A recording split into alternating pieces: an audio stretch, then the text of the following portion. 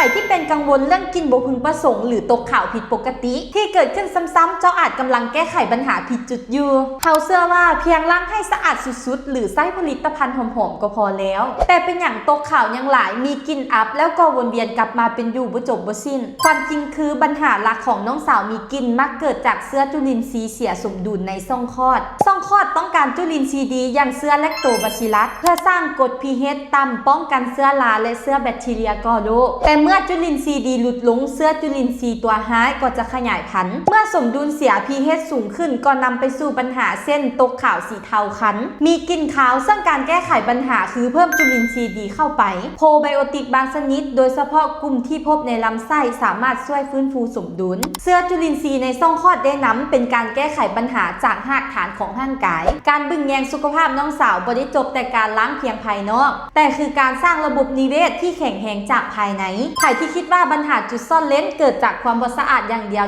คอมเมนต์มาปรึกษากันได้เด้อ